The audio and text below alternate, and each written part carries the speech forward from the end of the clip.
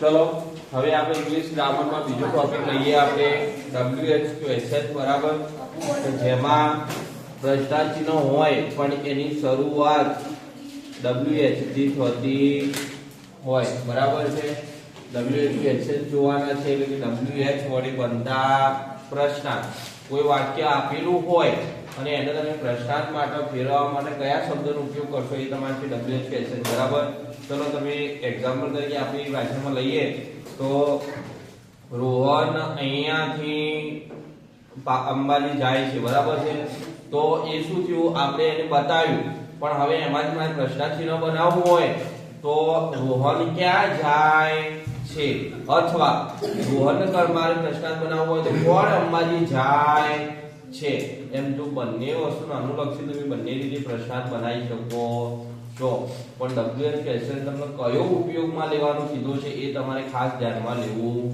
પડશે બરાબર WH ક્વેશ્ચનમાં તમારે પહેલું જ છે WHO કે જેનું મતલબ છે who અને who એટલે થશે બરાબર છે ચલો હવે આપણે એક વાક્ય લઈએ તો ફોર એક્ઝામ્પલ તરીકે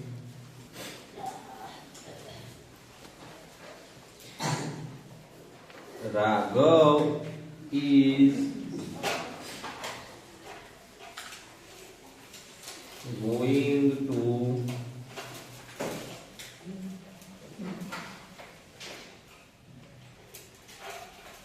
Gandhinagar.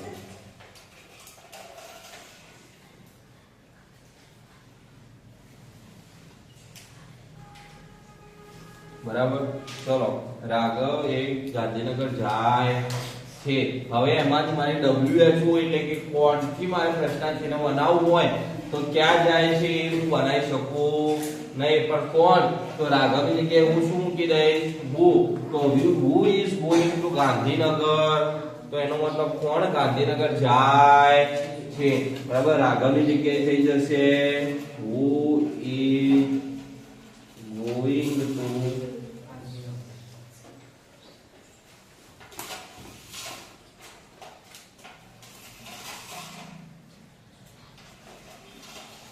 અને પછી છેલ્લે શું લાગી જશે પ્રશ્નાર્થ ચિહ્ન બરાબર હવે જોયું તો જે વ્યક્તિ એટલે એમ કે કોઈ ગાંધીનગર જાય છે તો કોણ ગાંધીનગર જાય છે પછી આપણે એમ લઈએ કે ભાઈ નાનું બાળક રમે છે તો કોણ રમે છે આમ કોણ દ્વારા આપણે જે પ્રશ્નાર્થ ચિહ્ન બનાવીએ છીએ તો આપણે જે વાક્ય આપણે અંદર નથી લેતા એની જગ્યાએ આપણે who લઈ લેવાનું બરાબર તો આ છે who વડે પ્રશ્નાર્થ ચિહ્ન ખબર પડી ચલો બીજું છે તમારે where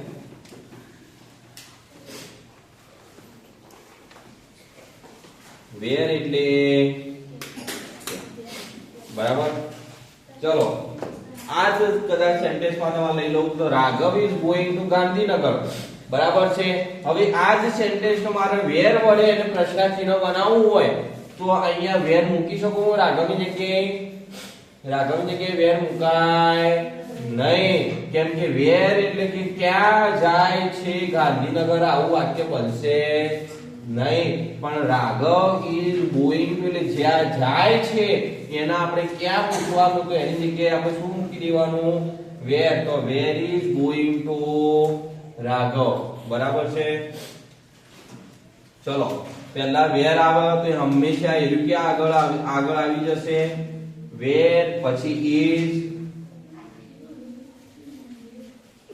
going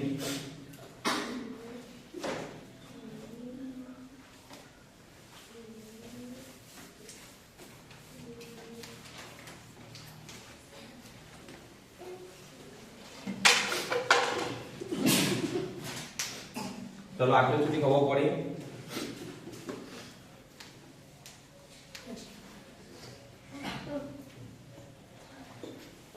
આપણે ગાંધીનગરની જગ્યાએ શું મૂકી દીધું where અને છેલ્લે પ્રશ્નાર્થ ચિહ્ન બરાબર છે ચલો પછી આપણે એમ લખી શકીએ કે ભાઈ ચલો આના ફાધર એટલે કે આના પિતા અહીં નોકરી કરે છે તો where is આપણે શું કરવાનું છે ક્યાં નોકરી કરતો where is your father working એટલે તમારા ફાધર ક્યાં કામ કરે છે, તો આપણે વેર એટલે એનો ઉપયોગ ક્યાં કરીએ છીએ, ક્યાં માટે એનો ઉપયોગ કરતા હોઈએ છીએ. તમારે પછી આવે છે વેર પછી વેન.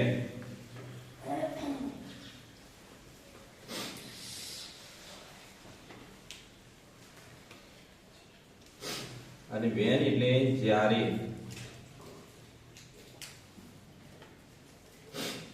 બરાબર. ચલો હવે જ્યારે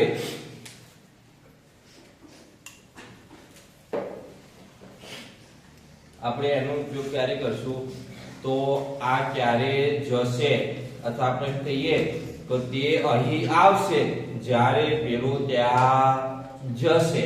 બરાબર. તો આપણે શું કર્યું, જ્યારે ઉપયોગ કર્યો ગુજરાતીમાં. તો ભાઈ જુઓ, નાના બાળકને નોટબુક આપશો જ્યારે તે લખવાનું ચાલુ કરશે. સોરી, ઉલટું બનાવી ગયું. તો બાળક લખવાનું ચાલુ કરશે જ્યારે એને નોટબુક આપીશું. બરાબર. એને લખવાનું ચાલુ કરો પણ ક્યારે, તો આપણે એને જ્યારે તરીકે ઉપયોગ કરીએ છીએ એનું ઉલટું કે જેને નોટબુક આપીશું ત્યારે. તો આવા શબ્દો માટે આપણે એને શું મૂકીએ છીએ, જ્યારે મૂકીએ એને ઇંગ્લિશમાં મૂકીએ તો when will you go. બરાબર. અથવા when will you come, જ્યારે તમે આવશો.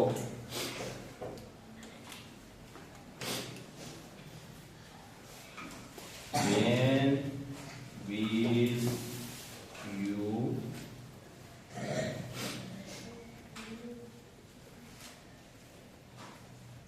come. બરાબર. તો તે ક્યારે આવશે. ચલો પછી જે તમારે why એટલે શા માટે, શા કારણે. બરાબર. ચલો આપણે એમ કહીએ કે તે અહીંથી દુકાને ગયો, તો આપણે એમ કહીએ કે શા માટે તે દુકાને ગયો, અથવા શા કારણે તે રડે છે, તો શા કારણે તે રડે છે.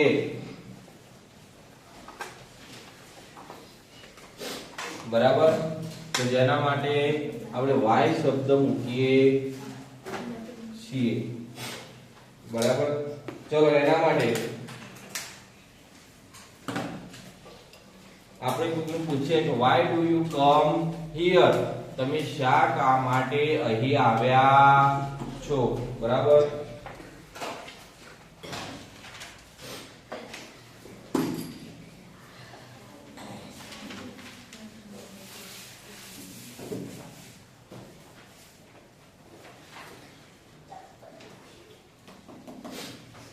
તમે શા કારણે અહીં આવ્યા છો. આપણે કોઈ પણ વસ્તુ જ્યારે શા કારણે, શા માટે કોઈક જ્યારે ઊભું થયું હોય તો આપણે પૂછીએ કે તમે શા માટે ઊભા થયા છો. બરાબર. કોઈ કદાચ વાતો કરતું હોય તો તમે શા માટે વાતો કરો છો. તો આ બધા જ્યારે પ્રશ્નાર્થ વાક્યનો ઉપયોગ થાય ત્યારે તમે why નો ઉપયોગ કરી શકો છો. બરાબર. ચલો હવે છેલ્લું છે તમારે how. અને how એટલે કેવી રીતે.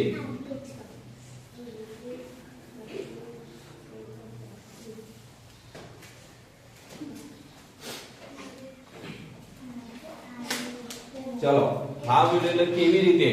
ચલો આમાં તો તમારે ગુજરાતીમાં નોર્મલી પૂછીએ તમે લખો છો, તમે કેવી રીતે લખો છો. અહીંથી તમે શાળામાં જાઓ છો, તમે શાળામાં કેવી રીતે જાઓ છો.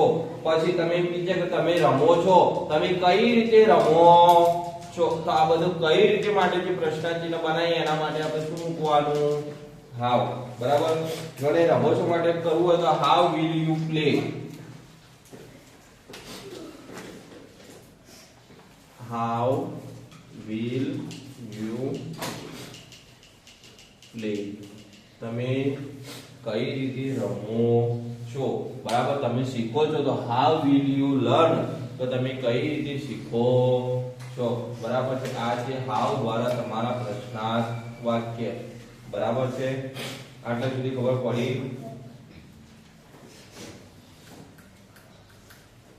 બરાબર છે. હવે તમારે આવે છે WH ક્વેશ્ચન અહીંયા તમારા થાય છે પૂરા. બરાબર છે.